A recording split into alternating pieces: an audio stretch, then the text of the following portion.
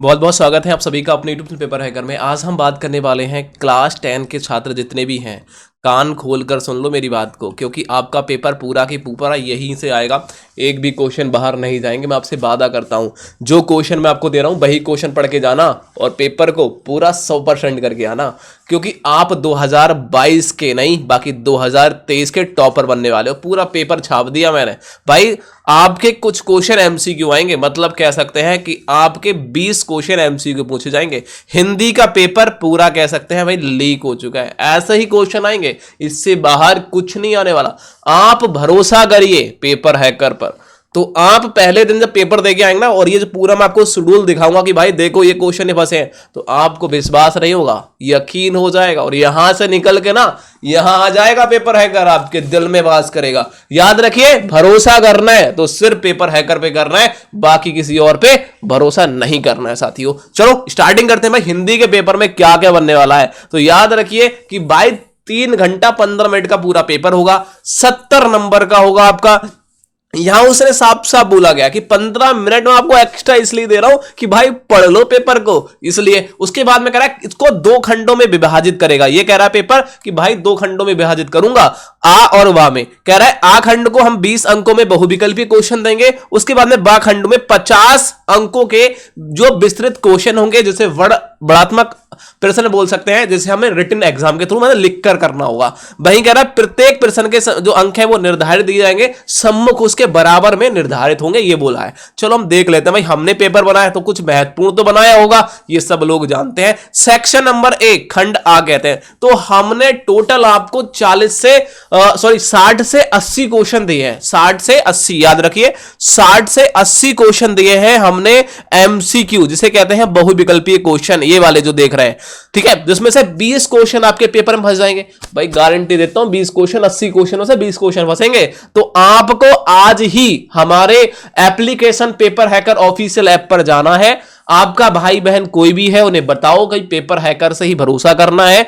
Paper hacker पे जाओ, high school वाले ऑप्शन पे जाने के बाद में आपको वहां देख रहा है एक बैच चलता होगा, 79 रुपीज है। वहां पर आपको सारे 79 रुपीज में क्या होगा बेटा, 79 रुपीज में सारे मिलेंगे आपको, हिंदी का, इंग्लिश का, मैथ का, रीजनिंग का, ठीक है, इंग्लिश का, जितने भी आपके सोशोलॉजी के हैं, ई कॉमर्स, जियोग्राफी, जितने भी होते हैं आपके सारे मिल जाएंगे। होम साइंस वगैरह सब कुछ आपको यही मिलेगा 79 रुपीज। बहुत कम फीस पे हम आपको महत्वपूर्ण क्वेश्चन प्रोवाइड करा रहे हैं। बाकी मैं वीडियो बना रहा हूं भाई, चिंता ना करो। जो वीडियो देखना चाहता है वीडियो देख लो, बैच खरीद लोगे तो आपको बेहतरीन हो जाएगा, रट लोगे इनको, आपके पास मिल जाएगा सब कुछ, समझ लो। तो बैच को जाकर देख लो एक बार ध्यान से।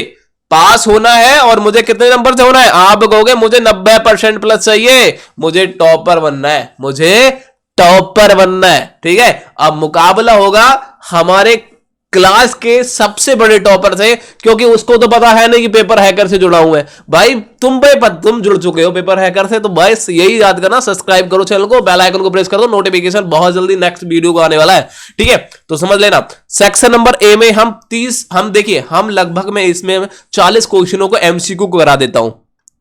एमसीक्यू को 40 क्वेश्चनों को मैं इस वीडियो में करा देता हूं, बाकी जो 40 बचेंगे वो आपको हमारे application paper hacker official app पे जब आप 79 रुपीज दे देंगे तब आपको मिलेंगे, ठीक है। तो ध्यान रखो, आपको 16 तारीख को पेपर है, तो 16 फरवरी को जो पेपर है 2023 का लीक हो चुका है, यहीं से आएंगे सारे क्वेश्चन।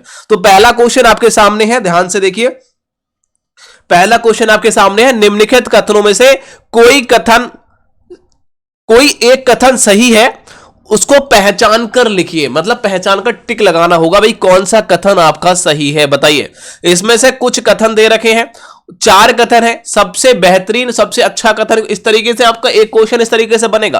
तो यहां हमारा ऑप्शन नंबर, हमारे सारे नीचे ऑप्शन दे रखे होंगे, इसके आंसर क्या है, देखो हमने ये सारे आंसर दे रखे हैं, यहां ध्यान देखिए।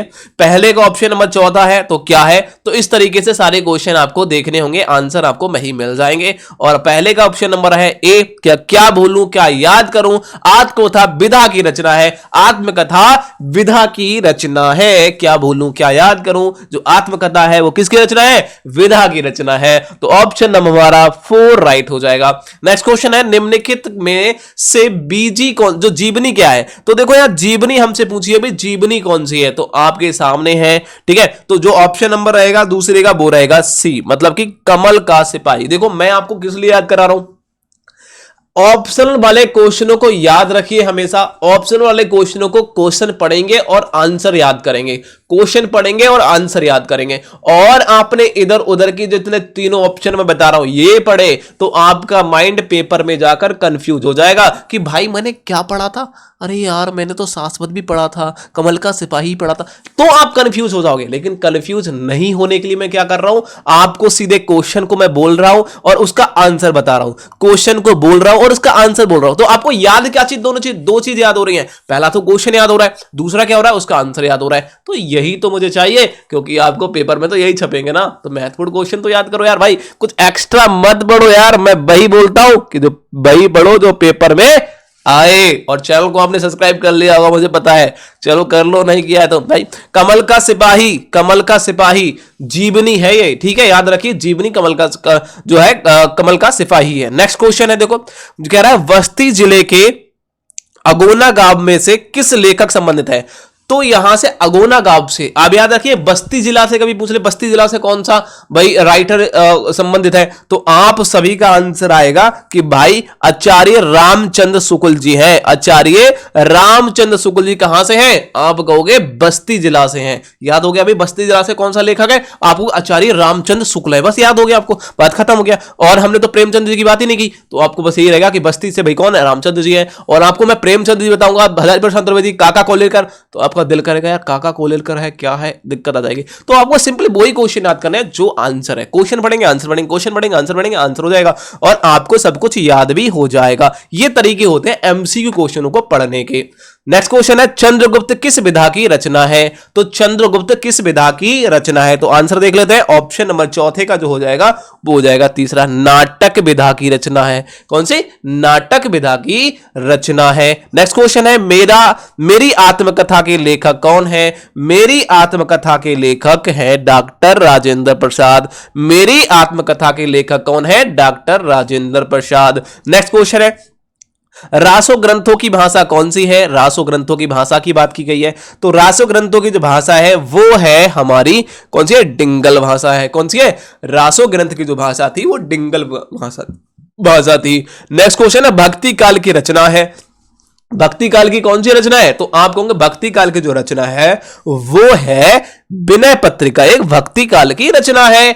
आपको याद हो गया भाई भक्ति काल की रचना कौन सी, विनय पत्रिका। विनय पत्रिका। भक्ति काल की रचना कौन है, विनय पत्रिका।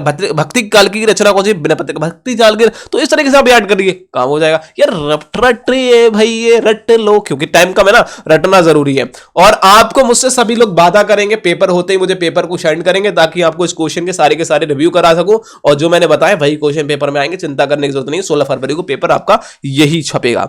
नेक्स्ट क्वेश्चन है तारसप्त काव्य के संपादक कौन से हैं।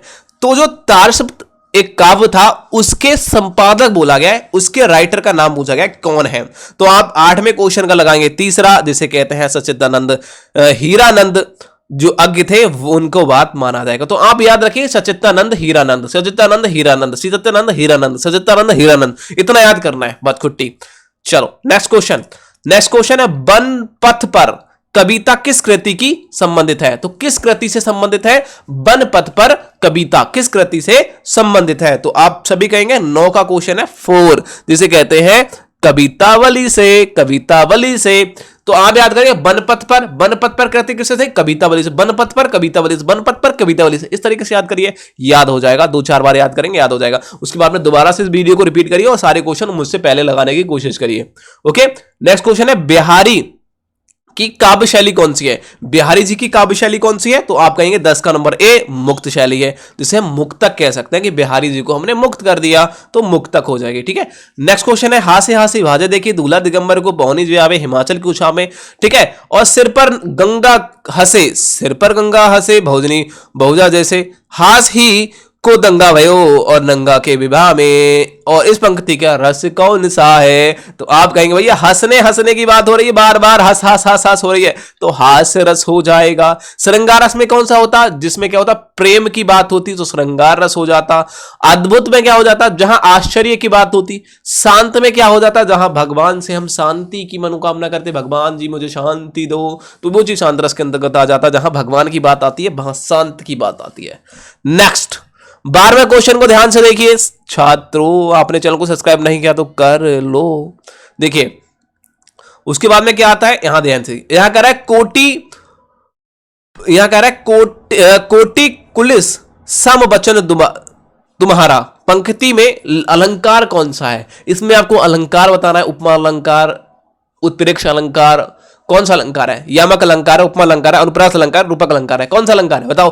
तो एक अलंकार भी आपसे एमसीक्यू में पूछा जाएगा। तो कह रहा है कोटि, यहां सम आ गया ना, जहां सम आ जाए याद रखना, जहां सम आ जाए वहां हमारा हो जाएगा उपमा अलंकार। सम सम समम्या, ऐसे तरीके से कुछ बढ़ा जाए, सम समा समम्यम, ऐसे कुछ बढ़ाता है तो वहां उपमा अलंकार होता है। अनुप्रास में क्या होता है, बार बार वर्णों की आवृत्ति होती है। रूपक में क्या आता है, यामक अलंकार में उपमा में उपमान की संभावना की जाती है। ठीक है, इस तरीके से। यामक में कनक कनक सागुने मानकता दिखाए, तो जहां कनक कनक एक शब्द दो बार आता है वो क्या पूरा पूरा शब्द वो यामक अलंकार अंतर्गत आ जाता है। ठीक है, इस तरीके से आपको याद रख लेना है। बाकी मैं सारे याद करा दूंगा, अलंकार और वगैरह के ऊपर अलग से वीडियो बना दूंगा ताकि आप उसको याद कर पाए। नेक्स्ट क्वेश्चन है, कह रहा है जिस छंद के प्रत्येक चरण में एक समान मात्राएं होती है, समान का मतलब है दो इधर है तो दो इसमें होंगी, चार इसमें है तो चार इसमें होंगी, तो इसका मतलब समान मात्राएं, एक समान मात्रा होती है, वो छंद को क्या कहते हैं? तो आपको सम छंद कहते हैं। भाई समान मात्राएं हैं तो सम छंद कहेंगे, विषम मात्रा होती तो विषम छंद कहते हैं। बात खत्म होगी, कहानी यहीं खत्म कर देते हैं इस क्वेश्चन को। नेक्स्ट क्वेश्चन क्या है, यहां कर अंत शब्द में कौन सा उपसर्ग? भाई अनंत, सॉरी अनंत में उपसर्ग पूछा गया है। उपसर्ग का मतलब है जो पहले आ जाए, प्रत का मतलब है जो लास्ट में आए। अन में क्या है, अन, देखो ऑप्शन नंबर 20 राइट होगा क्योंकि इस पे आधा ना लगा हुआ, अनंत। ठीक है, तो ऑप्शन नंबर होगा यही, अन प्लस अनंत, अन प्लस अंत, अन प्लस नंत, अनंत हो जाएगा। तो इस तरीके से ऑप्शन नंबर क्या रहने वाला है, 14 का जो आंसर रहेगा वो रहेगा हमारा दूसरा। नेक्स्ट क्वेश्चन देखिए, यहां आई प्रत के प्रत्येक कृदंत शब्द बताना है। तो आई से कौन सा बन सकता है? पढ़ाई, लघुताई या फिर भाषाई?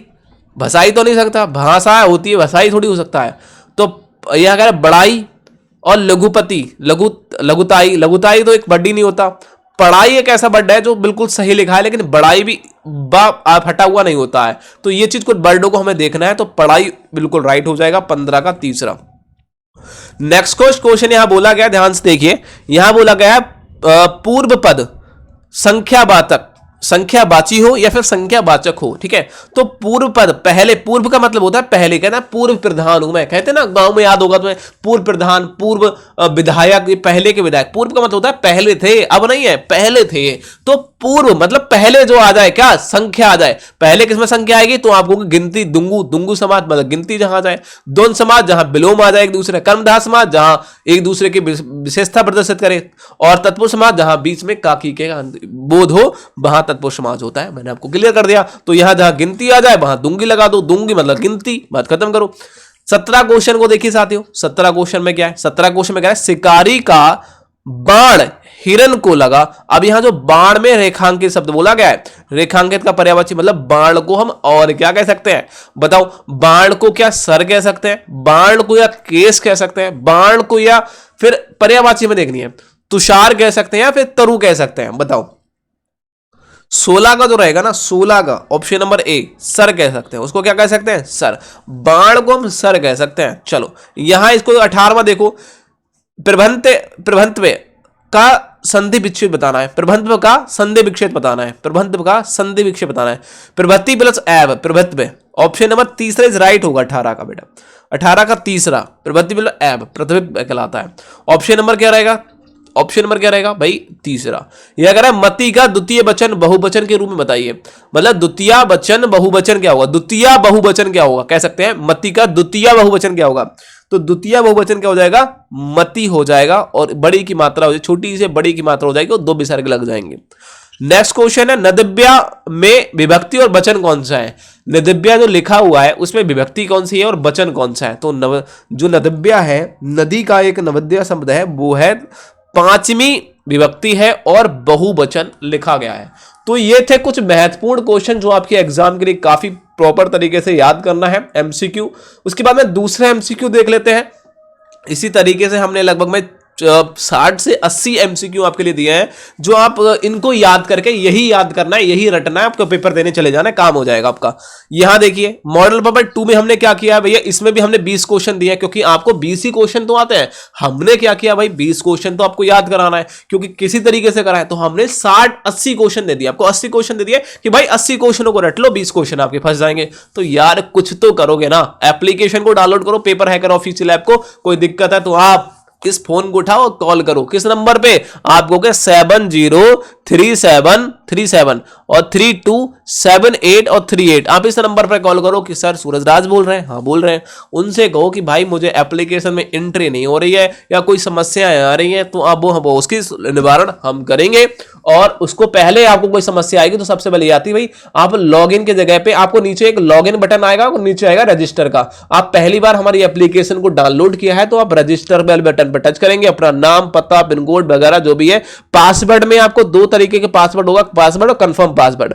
यहां आप जो डाले 1 2 3 4 5 6 और नीचे वाले में भी वही डाले 1 2 3 4 5 6 सेम पासवर्ड डाल रहा है। उसके बाद में रजिस्टर कर देना है, एक ओटीपी आएगी, ओटीपी से वेरिफिकेशन करने के बाद में फिर आपको जो अपना नंबर डाला है, जो आपने पासवर्ड डाला है, उस पासवर्ड को डालकर फिर लॉगिन कर लेना, आपका खुल जाएगा। चलो नीचे आ जाओ मॉडल पेपर 2 में। अब इसमें भी कुछ बोला गया, मैंने कहा ना आपसे, इस पहला क्वेश्चन इस तरीके से ही होगा कि निम्नलिखित में से एक कथन सत्य है, उसकी पहचान करके लिखिए। तो आपको सत्य कथन को देखना है, फालतू कथन को नहीं पढ़ना है, वरना आपका माइंड है ना वो तोफ की तरह उड़ जाएगा भाई, मैं बोल रहा हूं।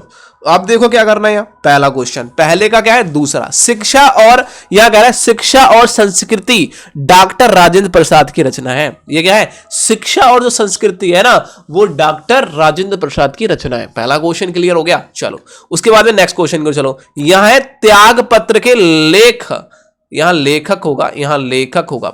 त्याग पत्र के लेखक का नाम आपको बताना है कि त्याग पत्र जो लिखा है वो किसने लिखा है। तो आप सभी कहेंगे भाई ये तो मुंशी प्रेमचंद जी ने लिखा है। त्याग पत्र किसने लिखा है, त्याग रट लो, त्याग पत्र किसने, मुंशी प्रेमचंद। त्याग पत्र प्रेमचंद ने, त्याग पत्र किसने, प्रेमचंद लिखा है। त्याग पत्र किसने, प्रेमचंद लिखा है। त्याग पत्र किसने, प्रेमचंद लिखा है। तो इस तरीके से आपको काम हो जाएगा।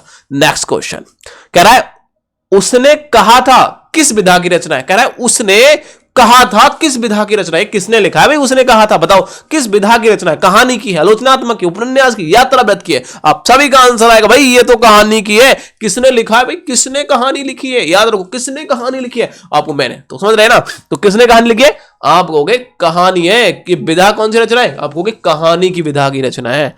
चलो नेक्स्ट क्वेश्चन है, करेक्ट, कोस कोस पर बदले पानी, 4 कोस पर बानी। अरे वाह वाह, कह रहा है कोस कोस पर बदले पानी, 4 कोस पर बानी। कह रहा है कहावत किस पाठ से प्रयुक्त हुई है, मतलब कौन से चैप्टर से ली गई है ये कहानी, कौन से चैप्टर से ली गई है। मित्रता से, अजंता से, ममता से, या फिर राष्ट्रीय संस्कृति से, सॉरी भारतीय संस्कृति से। तो आप सभी का आंसर आएगा, चौथे का जो आंसर है वो है, ये है भारतीय संस्कृति से ली गई है कि कोस कोस पर बदले पानी और 4 कोस पर वानी। ठीक है, तो ऑप्शन नंबर क्या रहेगा, ऑप्शन नंबर 4 रहेगा। चलो नेक्स्ट क्वेश्चन को चलते हैं। नेक्स्ट क्वेश्चन है रामचंद्र शुक्ल की कहानी कौन सी है। भैया आपने रामचंद्र शुक्ल की कहानी पढ़ी होगी तो आप इस क्वेश्चन का आंसर तुरंत लगा देंगे। वो कहेंगे 11 वर्ष का समय। क्या होगा, रामचंद्र की जो शुक्ल की जो कहानी है वो है 11 वर्ष का समय साथियों। तो ऑप्शन नंबर क्या रहेगा, तीसरा। नेक्स्ट क्वेश्चन देखिए, यहां देखिए, इनमें कह रहा है इनमें से महाकाव्य कौन सा है। तो महाकाव्य की बात कर रहा है, तो छठे का आंसर रहने वाला है ये सभी क्या है, ये महाकाव्य है। सांकेत भी एक महाकाव्य है और श्री रामचरितमानस भी एक महाकाव्य है और पद्मावत भी एक क्या है, महाकाव्य है साथियों, महाकाव्य, याद रखिएगा।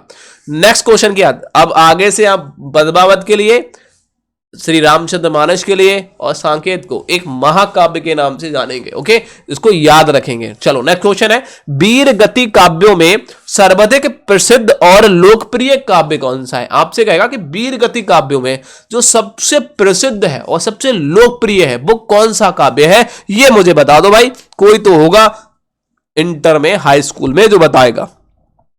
बहुत सारे इस वीडियो को टीचर भी लोग देखते होंगे, तो टीचर लोगों से, सभी लोगों से हाथ जोड़कर निवेदन है कि यार अपने बच्चों को जल्दी से जल्दी पेपर हैकर ऑफिशियल ऐप पर जाकर के उन्हें बोलो कि वहां से देखकर पढ़ ले, उनको काम करा दो यार, पास हो जाए। मैं यही चाहता हूं, मैं ये नहीं चाहता कोई बच्चा फेल हो। जाओ ठीक है, बैच 79 रुपीज का ले लो, सारे पढ़ लो, एमसीक्यू सारे क्वेश्चन को याद कर लो, पास की गारंटी पेपर हैकर देता है, याद रखिए।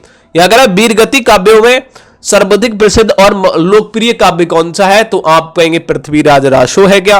तो 7वें क्वेश्चन का सभी का आंसर आ जाइए, जो आल्ह खंड जो है, आल्ह खंड वो है लोकप्रिय काव्य, ठीक है। तो आल्ह खंड बोलेंगे इसको। ऑप्शन नंबर क्या रहने वाला है, ऑप्शन नंबर हमारा दूसरा रहेगा, ठीक है। नेक्स्ट क्वेश्चन को चल रहे हैं, यहां कह रहा है, यहां देखिए कह रहा है किस कवि को राष्ट्र कवि का सम्मान प्राप्त हुआ है। ऐसा कौन सा कवि है जिसे राष्ट्र कवि का सम्मान प्राप्त हुआ है। आप सभी लोग बताएंगे ऐसा कौन सा कवि है जिसको राष्ट्र कवि का सम्मान प्राप्त हुआ है, सभी लोग बताएंगे एक बार। तो आप सभी को पता होगा राष्ट्र कवि का सम्मान किसे प्राप्त हुआ है। 8वें क्वेश्चन का आंसर सभी लोग बताएंगे, 8वें क्वेश्चन का आंसर सभी लोग बताएंगे, वो है सूर्यकांत त्रिपाठी निराला को क्या है, राष्ट्र कवि का सम्मान प्राप्त किया गया है, उन्हें दिया गया है, ठीक है, प्रस्तुत किया गया है, इस तरीके से कह सकते हैं। तो वह सूर्यकांत त्रिपाठी निराला को। नेक्स्ट क्वेश्चन को चलते हैं। नेक्स्ट क्वेश्चन है यह कह रहा है सूरदास भक्ति काल की किस शाखा के कवि थे। तो आपको बताना है जो सूरदास थे वो भक्ति काल के किस शाखा के कवि थे, आपको बताना है। बताइए, 9वें क्वेश्चन का बिल्कुल सही है, आपको कहोगे कृष्ण भक्ति शाखा के। अब भाई सूरदास थे तो कृष्ण की भक्ति ज्यादा करते थे, तो कृष्ण भक्ति शाखा के हो जाएगा। नेक्स्ट क्वेश्चन है श्याम नारायण पांडे किस रस के कवि थे। तो श्याम नारायण पांडे किस रस के कवि थे, ये आपको बताना है, ये आपको बताना है। तो आप कहोगे वीर रस के, किसके कहेंगे आप, वीर रस के कवि थे। तो इस बात को आपको याद रखेंगे। तो ऑप्शन नंबर 10 का तीसरा इज राइट रहेगा। नेक्स्ट क्वेश्चन है, यहां देखिए एक चौपाई दे रखी है, भाई चौपाई नियुक्त स्थायी भाव आपको बताना है, इसके अंदर कौन सा स्थायी भाव छुपा हुआ है, आप बताइए। कह रहा है तात तात हा तात पुकारी परे भूमि तल व्याकुल भारी चलत न देखन पाओ तो ही तात न रमही सौंपे मोही। अब यहां देखिए, अब यहां साफ साफ बोला है तात तात हा तात पुकारी, मतलब तात तात को हमने क्या कर दिया, हा तात पुकारी है। और ये कह रहा है भाई कौन सी इसमें स्थायी भाव है, चौपाल में कौन सा, इसमें शोक है, क्रोध है, भय है, या फिर निर्वेद है। निर्वेद का मतलब है जहां शांति प्राप्त हो। तो यहां तात तात हा तात पुकारी अब करे भूमि तल व्याकुल भारी। अब इसमें भैया क्या हुआ, क्रोध की बात की गई है। और चलन ना देखा पाऊ कोई, तो ही मतलब चलत में ना कोई पाव ना देखा है। और तात ना रमा ही सौंपे मारी, तो मोही कह सकते हैं सौपाहु मोही।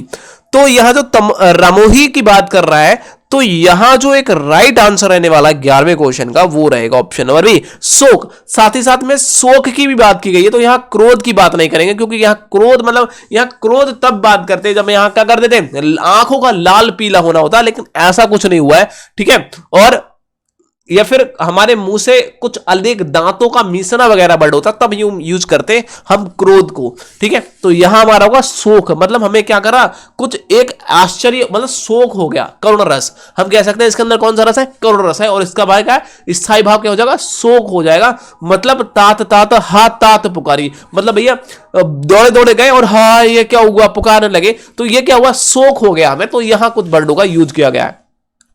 नेक्स्ट क्वेश्चन को चलिए। नेक्स्ट क्वेश्चन है जहां उपमेय में उपमान की संभावना की जाए वहां कौन सा अलंकार होता है। जहां उपमेय में उपमान की संभावना की जाती है वहां उत्प्रेक्ष अलंकार होता है। वहां कौन सा होता है साथियों, वहां उत्प्रेक्ष अलंकार होता है। ऑप्शन नंबर हम क्या लगा देंगे, वहां लगा देंगे बी को। नेक्स्ट क्वेश्चन देखिए। नेक्स्ट क्वेश्चन 13वां क्वेश्चन एक बार सभी लोग देख लेंगे।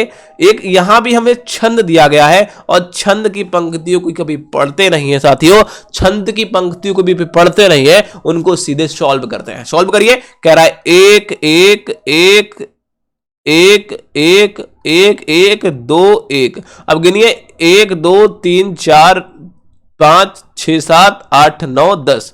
यहां ऊपर वाले मेरे हिसाब से 10 निकल के आ रही हैं, कोई बात नहीं, हो सकता है 11 हो, कोई बात नहीं। अब यहां देखिए, यहां 2 और 1 3 4 5 6 7 8 9 10 11 12 13, यहां 13 निकल के आ गई। तो यहां 10 गलती से मेरी हो रही, मतलब 2 जहां है तो एक और लगाया जाएगा, मतलब 11 और 13।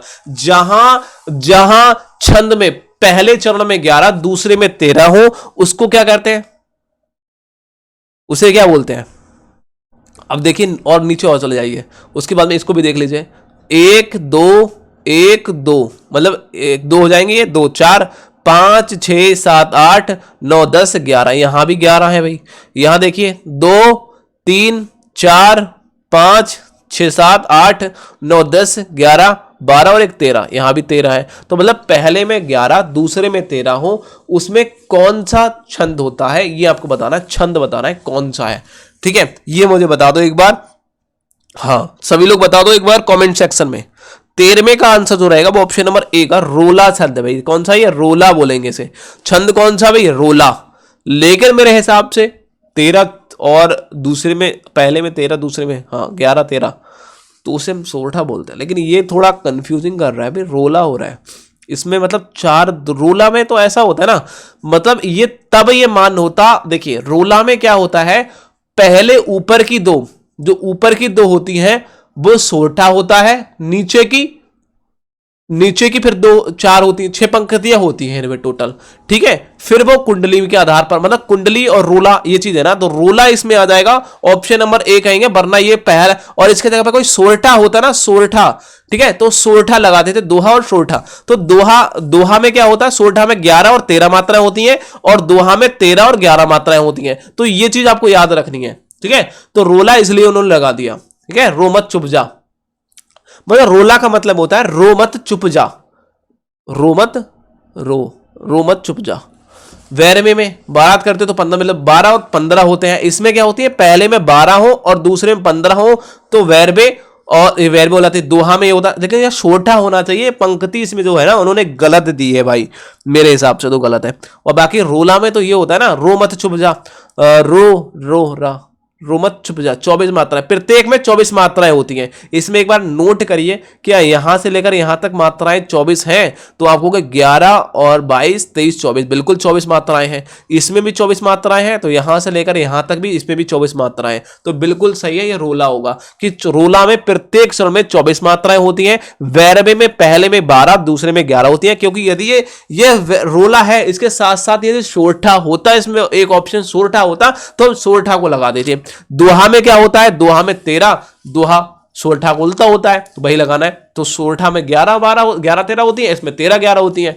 कुंडली में तो आप जानते ही हैं भैया, कुंडली, चलो 6 चरण होते हैं उसमें। इसको देखिए एक बार साथियों, यहां कह रहा है कौन सा शब्द योग मूल शब्द और उपसर्ग से नहीं बना है। ऐसा कौन सा शब्द है जो योग के मूल शब्द या उपसर्ग से नहीं बना हुआ है।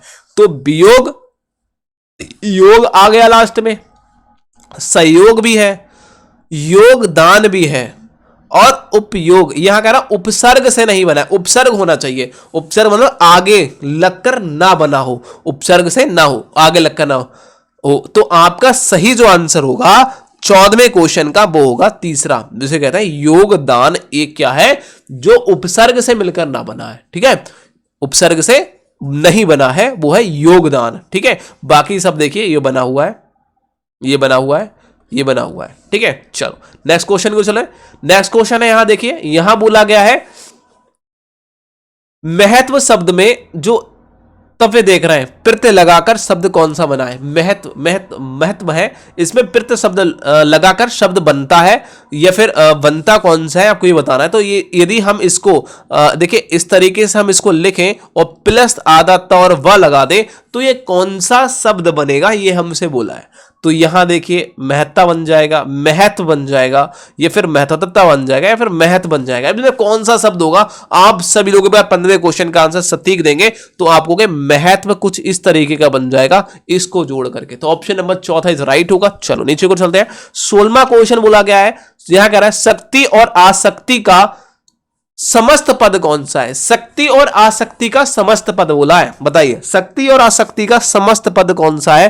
तो भाई देखो 16वें क्वेश्चन का जो सटीक आंसर है वो रहेगा, देखिए यदि बात करूं शक्ति और आसक्ति का जो समस्त पद है वो है शक्ति शतस्व कह सकते हैं, शक्तस्व शक्ति हो जाएगा। ऑप्शन नंबर 4 को राइट करेंगे। कह रहा है सिर का तत्सम क्या हो जाएगा? सिर का तत्सम मतलब सिर का उल्टा क्या हो जाएगा? बताइए सिर का उल्टा क्या हो जाएगा?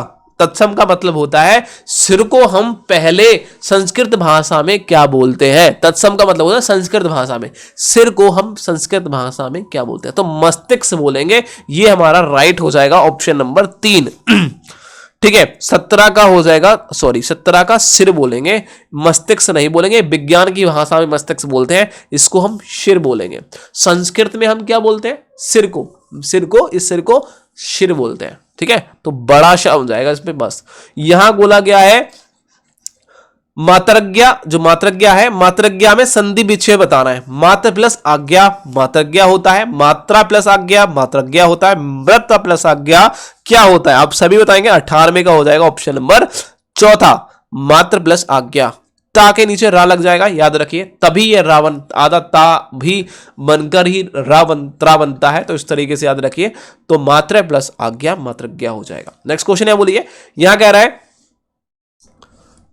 यहां बोला गया है मधुना में विभक्ति और वचन कौन सा होगा? तो मधुना, जो मधुना देख रहे हैं आप, मधुना में आपको विभक्ति कौन सी है और वचन कौन सा है? एक विभक्ति एक वचन जरूर आएगा, तो इसको आप याद रखिए, वो होगा हमारा बी ऑप्शन। तृतीय विभक्ति हो जाएगी और एक वचन हो जाएगा। वहीं आपसे बोला गया मति का द्वितीय और बहुवचन क्या होगा?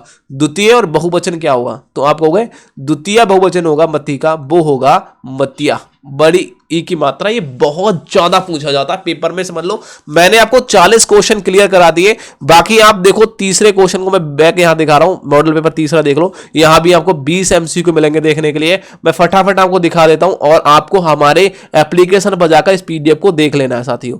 उसके बाद में यहां से देखिए, सॉरी 3 ही नहीं 60 ही क्वेश्चन दिए हम लोगों ने, बाकी ये सब वो वाले हैं।